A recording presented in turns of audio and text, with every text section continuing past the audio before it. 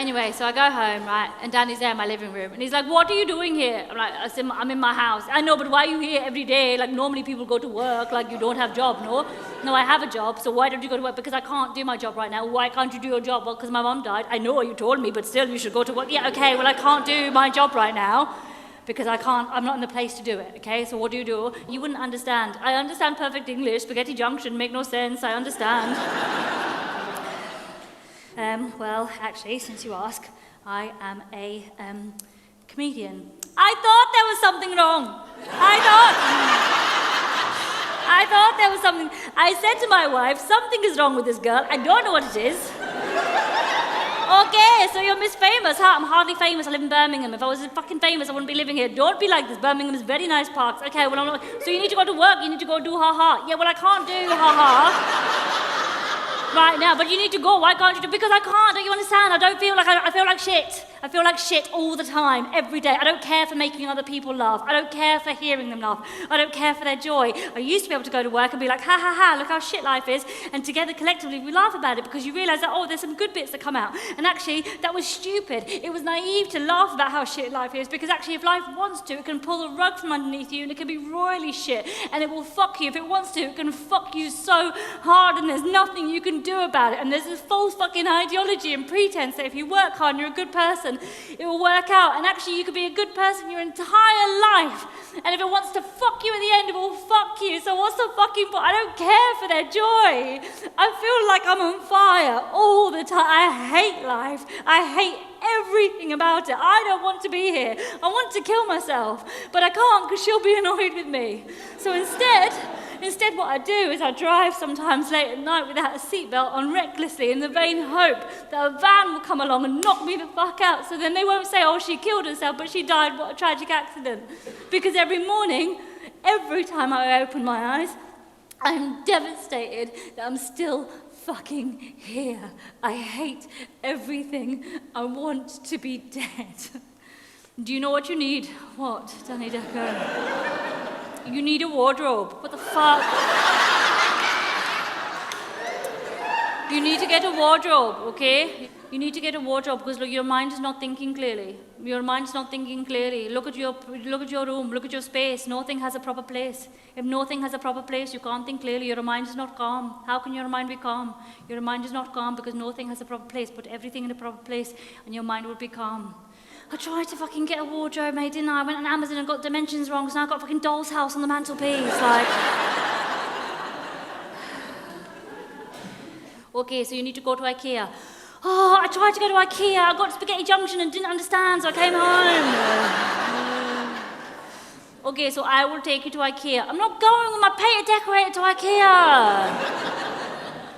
Fast forward and he's driving me in the van to IKEA.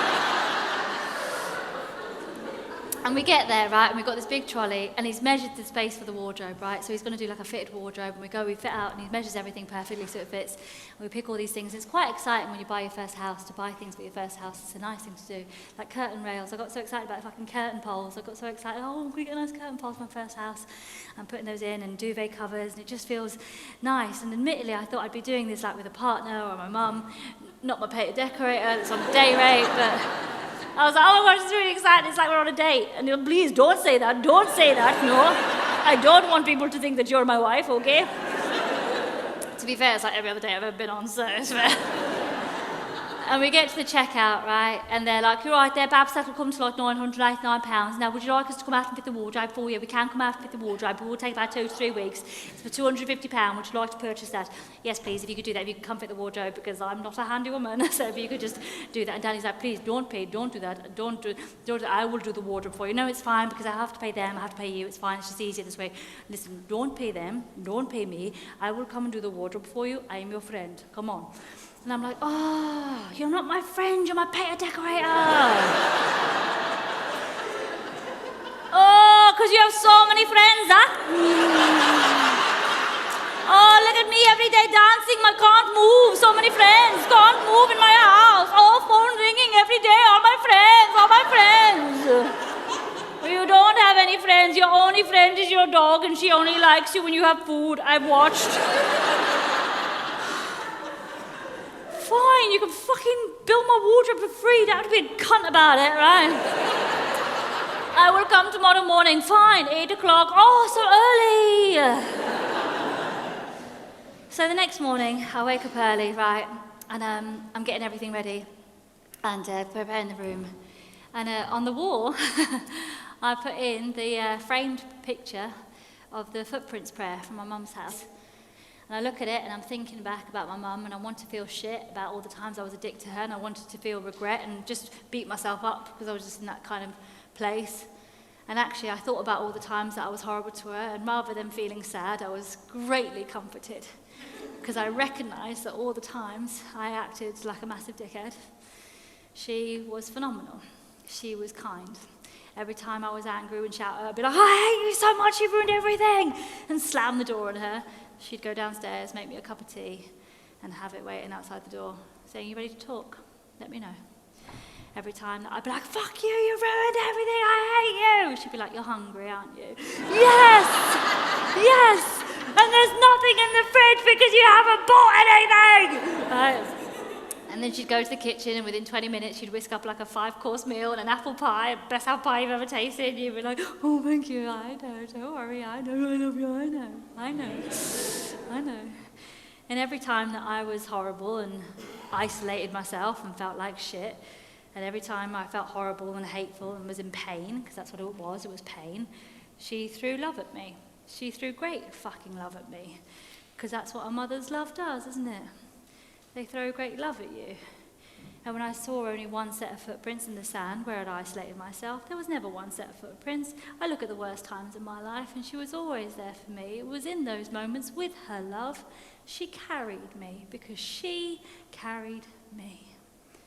That's what a great mother's love does. And Dani Deco comes round, and we get to the room, right, and he does the whole wardrobe, takes him the whole day. He's there from like 8 o'clock, gets to 4 o'clock, right, and it gets to the last shelf, and he goes, okay, Miss Famous, are you ready? Are you ready to be half a handy woman? Not whole handy woman, not a graduate yet, but you can be half a handy woman. Yes, please, I want to be half a handy woman. Yes, please, I'd like to be half a handy woman. He's like, okay, do this screw. It's one screw finished, you'll be half a handy woman. Okay, thank you.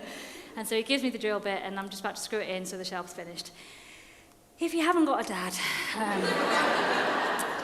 drills have 2 directions. That's not obvious if you've never used a drill before. And they've got a forward and they've got a reverse. And the reverse looks very much like it's still moving forward. So I didn't realise this, right? So I'm there with the drill bit. All I have to do is one screw, so I'm really excited to show Dani how good I am at being half a handy woman. So I'm there doing this one screw, and it's fucking up. I'm fucking really fucking it up, and Dani's like, stop. I'm like, no, I can do it, right? And I mess up the drill head, I mess up the drill bit, and the shelf flops down, and I just throw the drill on the floor, and then I just sit on the floor and start eating crisps. I fucking give up. I give up. And Dani turns to me, and he is like, what are you doing? You're so fat and useless. This is stupid. You can't. Why are you like this? You're so useless. You can't just flop on floor and give up and feed me. Why are you so fat and lazy? You can't be like this. And in that moment, my heart swelled wide open because I had forgotten what love sounded like. And love to me has always been somebody in my bedroom with a foreign accent, calling me fat and lazy, asking me to do better. And Dani Deco reminded me so much of my mum that day that he made my house feel like a home. Because that's what a great love does. That's what a great mother's love does. And I didn't expect to see my 62-year-old Polish Catholic mother in the eyes of a Muslim Pakistani 23-year-old decorator. But there she was.